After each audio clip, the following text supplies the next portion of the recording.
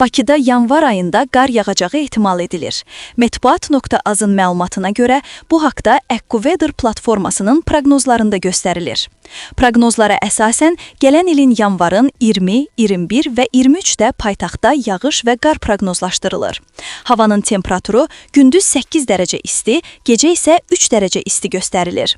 Əlavə edək ki, Bakı şəhər icra hakimiyyəti şəhərdə qarlı hava ilə bağlı hazırlıq işlərinə başlanıldığını bildirib.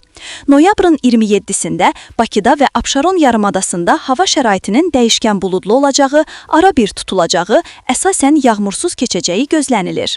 Milli Hidrometeorologiya Xidmətindən azvision.az-a verilən xəbərə əsasən gecə və səhər bəzi yerlərdə zəif duman, çiskin, şimal-qərb küləyi əsəcək. Havanın temperaturu gecə 9-12 dərəcə isti, gündüz 15-17 dərəcə isti olacaq. Atmosfer təzyiqi 765 mm civə sütunundan 770 mm civə sütununa yüksələcək. Nisbi rütubət gecə 80-85%, gündüz 67-70% olacaq. Azərbaycanın rayonlarında hava şəraiti əsasən yağmursuz olacaq.